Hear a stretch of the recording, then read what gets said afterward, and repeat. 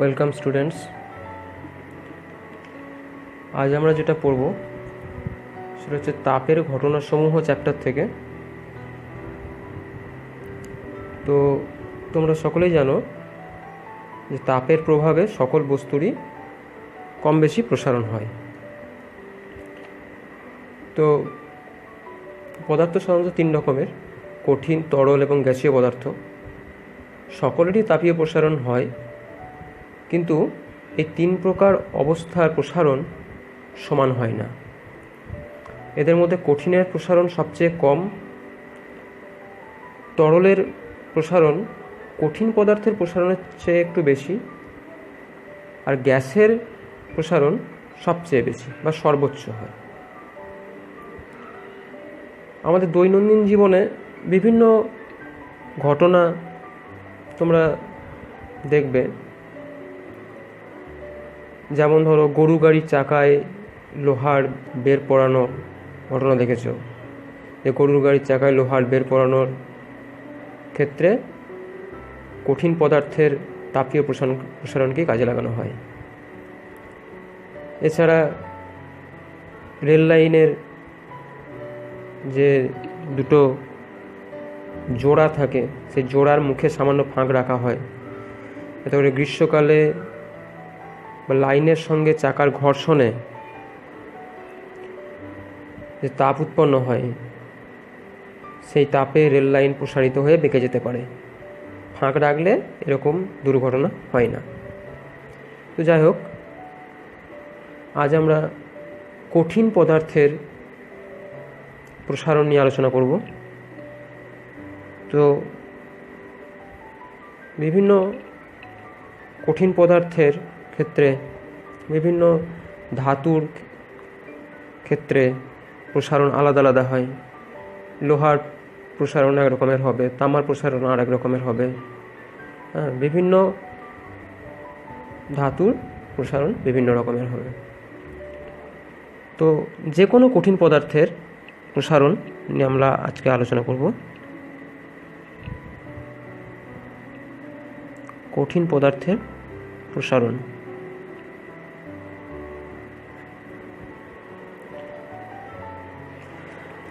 আমরা ধরো এটা একটা কঠিন পদার্থ, যার দৈর্ঘ্য হচ্ছে L1 আর উষ্ণতা T1। এইবার একে তাপ দেওয়া হলো। তাপ দেওয়ার পর এ প্রসারিত হবে। তো ধরো তাপ দেওয়ার পর ওর এই কঠিন পদার্থটার বেড়ে এরকম অবস্থায় এসছে। তো এই মুহূর্তে ওর দৈর্ঘ্য ধরে নাও L2, আর উষ্ণতা বেড়ে গেছে ধরে নাও T2। তাহলে দেখো কতটুকু প্রসারণ হলো, না এইটুকু প্রসারণ হয়েছে, এইটুকু।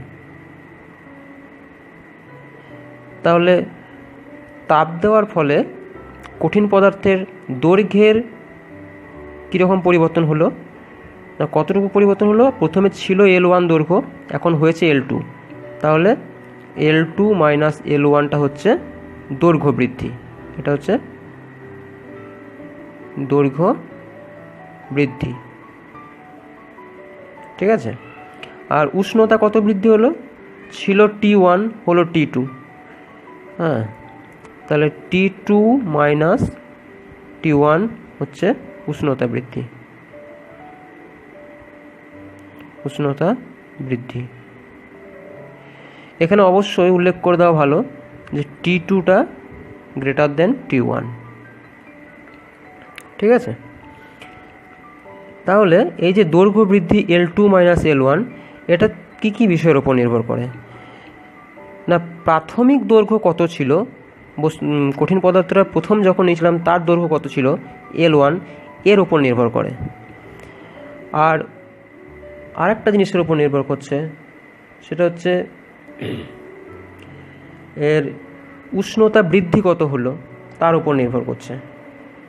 উষ্ণতা বৃদ্ধি T2 - T1। তাহলে দেখি আমরা এই L2 - L1 দৈর্ঘ্য বৃদ্ধিটা প্রাথমিক দৈর্ঘ্যের সমানুপাতি। L1 ছিল প্রাথমিক দৈর্ঘ্য, তার সমানুপাতি। আর এই দৈর্ঘ্য বৃদ্ধি L2 - L1 এটা উষ্ণতা বৃদ্ধিরও সমানুপাতি, অর্থাৎ T2 - T1 এটারও সমানুপাতি। তাহলে এই দুটোকে একসাথে কম্বাইনভাবে লিখলে কীভাবে লিখবো দেখো, L2 - L1 সমানুপাতি L1 into T2 - T1। তাহলে সমানুপাতির চিহ্ন তুলে দাও, সমান চিহ্ন বসাতে হবে। তাহলে L2 - L1 সমান, যেহেতু সমানুপাতির চিহ্ন তুলে দিয়ে সমান চিহ্ন বসাচ্ছি, একটা ভেদ ধ্রুবক গুণ করতে হবে। ধরে নাও ভেদ ধ্রুবকটা হচ্ছে আলফা, ঠিক আছে, alpha into L1 into T2 - T1। তাহলে আলফা সমান কত হলো, আলফা সমান L2 - L1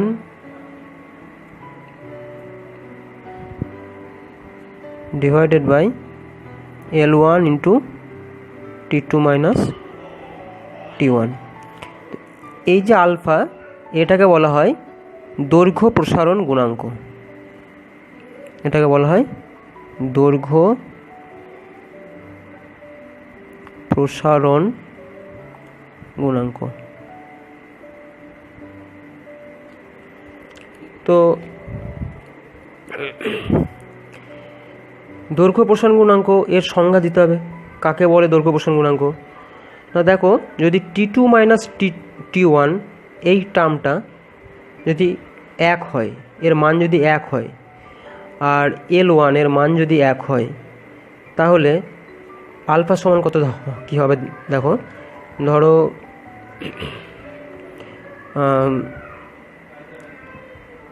L1 সমান 1 আর T2 - T1 এটা সমানও 1 হয়, তাহলে আলফা সমান হবে L2 - L1।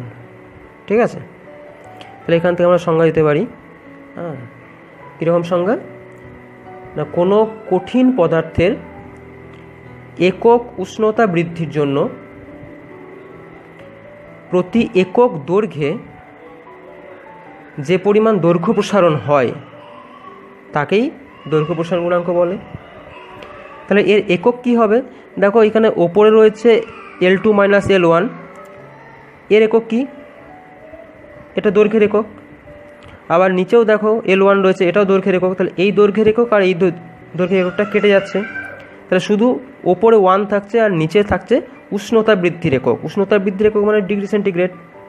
ঠিক আছে, তাহলে আলফা এর একক হবে, আলফার এককটা হচ্ছে পার ডিগ্রি সেন্টিগ্রেড। ঠিক আছে, এবার আমরা কঠিন পদার্থের ক্ষেত্র প্রসারণ নিয়ে আলোচনা করব। ক্ষেত্র প্রসারণ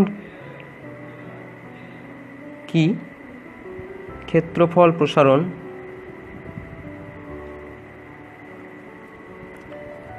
এক্ষেত্রেও ধরে নাও কোনো কঠিন বস্তুর প্রাথমিক আয়তন হচ্ছে A1, এবার তাপ দেওয়া হলো, ক্ষেত্রফল প্রসারণ হবে, সেখান থেকে প্রসারিত হওয়ার পর এই মুহূর্তে ওর ক্ষেত্রফল ধরে নাও A2, আর উষ্ণতা ছিল T1, সেটা বেড়ে গিয়ে হয়েছে T2। তাহলে ক্ষেত্রফল প্রসারণ কতটুকু হলো, ক্ষেত্রফল প্রসারণ সমান A2 - A1। আর উষ্ণতা বৃদ্ধি কত, উষ্ণতা বৃদ্ধি সমান T2 - T1। এর আগে যেটা আমরা পড়লাম যে দৈর্ঘ্য প্রসারণ, ঠিক ওই রকমই একইভাবে হ্যাঁ এই ক্ষেত্রফল প্রসারণ A2 মাইনাস A1 এটা প্রাথমিক ক্ষেত্রফল A1 এর সমানুপাতিক এবং উষ্ণতার পার্থক্য T2 মাইনাস T1 এরও সমানুপাতিক। তো এদেরকে একসাথে নিয়ে লিখি A2 মাইনাস A1 সমান একটা ধ্রুবক বিটা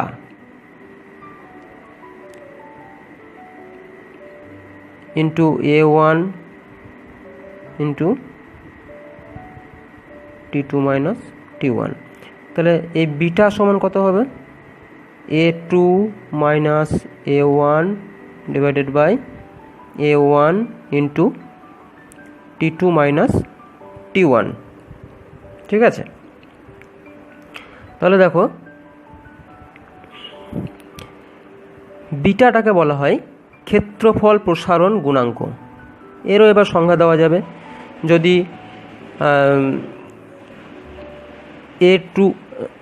A1 সমান 1 হয়, T2 মাইনাস T1 সমান 1 হয়, তাহলে বিটা সমান কত হবে? A2 minus A1। তাহলে এখান থেকে সংজ্ঞা দাও। হ্যাঁ, যে কোনো কঠিন পদার্থের উষ্ণতা 1 ডিগ্রি সেন্টিগ্রেড বা 1 ডিগ্রি বৃদ্ধি করলে এর পৃষ্ঠতলের একক ক্ষেত্রফলে যে পরিমাণ ক্ষেত্রফল বৃদ্ধি হয় বা ক্ষেত্রফল প্রসারণ হয় তাকেই বলা হয় ক্ষেত্র প্রসারণ গুণাঙ্ক। এর একক কি হবে? ওপরেরটা হচ্ছে তোমার ক্ষেত্রফলের একক, নিচেও একটা ক্ষেত্রফলের একক আছে। তাহলে ক্ষেত্রফলের একক, এই ক্ষেত্রফলের একক কেটে যাবে, তাহলে নিচে পড়ে থাকবে উষ্ণতার একক। তাহলে বিটার এর একক হবে পার ডিগ্রি সেন্টিগ্রেড। ঠিক আছে, আর একটা জিনিস সেটা হচ্ছে আয়তন প্রসারণ। এবার আয়তন প্রসারণ সম্বন্ধে আলোচনা করব। আয়তন প্রসারণ, এই কঠিন পদার্থের আয়তন প্রসারণ এই একই রকমভাবে হবে। ধরে নাও কঠিন পদার্থটার আয়তন, প্রাথমিক আয়তন ছিল V1, হ্যাঁ, তাপ দেওয়া হয়েছে, তাপ দেওয়ার পর আয়তন বেড়ে হয়েছে V2। এবার উষ্ণতাও বেড়েছে, ধরো T1 ছিল, সেখান থেকে হয়েছে T2। তাহলে আয়তন প্রসারণ কতটুকু হলো? আয়তন প্রসারণ সমান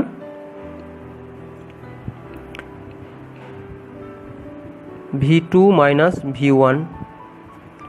এটা কার কার সঙ্গে সমানুপাতিক দেখি আমরা? ওই একই রকমভাবে আগের মতোই। হ্যাঁ, V2 মাইনাস V1 এটা প্রাথমিক আয়তনের সমানুপাতিক V1 এর সাথে, আর উষ্ণতার পার্থক্য বা T2 মাইনাস T1 এর সমানুপাতিক। তাহলে V2 মাইনাস V1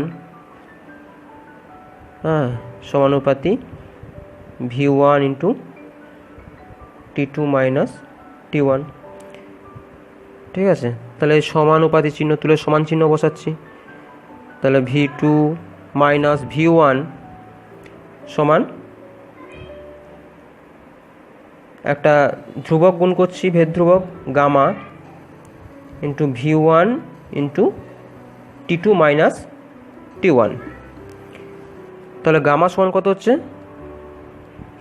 অতএব গামা সমান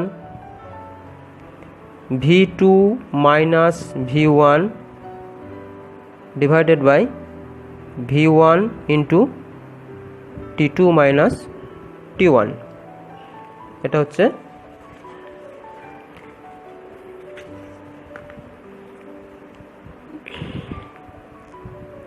আয়তন প্রসারণ গুণাঙ্ক। ঠিক আছে, এটারও সংজ্ঞা দেওয়া যাবে। যে V1 সমান যদি 1 হয়, T2 মাইনাস T1 সমানও যদি 1 হয়, তাহলে গামা সমান V2 মাইনাস V1। অর্থাৎ কোনো কঠিন বস্তুর উষ্ণতা 1 ডিগ্রি বৃদ্ধি করলে ওর একক আয়তনে যে পরিমাণ আয়তন বৃদ্ধি ঘটে তাকে আয়তন প্রসারণ গুণাঙ্ক গামা বলে। তো এর একক দেখো, আয়তন প্রসারণ গুণাঙ্কের একক V2 - V1, এটা তো আয়তনের একক। নিচেও V1 রয়েছে, এটাও আয়তনের একক। তাহলে ওপরের আয়তনের একক নিচের আয়তনের একক কাটছে, নিচে পড়ে থাকছে উষ্ণতার একক। তাহলে এক্ষেত্রেও গামা এর একক হবে পার ডিগ্রি সেন্টিগ্রেড। তাহলে দেখো আমরা 3 রকম জিনিস পড়লাম। দৈর্ঘ্য প্রসারণ গুণাঙ্ক আলফা, তার একক পার ডিগ্রি সেন্টিগ্রেড। আবার ক্ষেত্রফল প্রসারণ গুণাঙ্ক বিটা, তারও একক পার ডিগ্রি সেন্টিগ্রেড।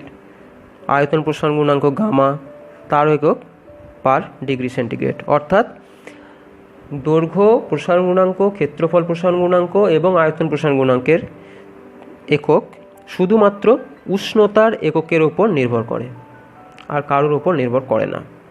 ঠিক আছে, এই আলফা বিটা গামা এই তিনজনের মধ্যে, 3টে গুণাঙ্কের মধ্যে একটা সম্পর্ক রয়েছে, যে আলফা সমান β/2 সমান γ/3, বা আলফা ইসটু বিটা ইসটু গামা সমান হচ্ছে 1:2:3। ঠিক আছে, এটা হচ্ছে 3 প্রকার গুণাঙ্কের সম্পর্ক। তো কঠিন পদার্থের প্রসারণ আপাতত এইটুকুই।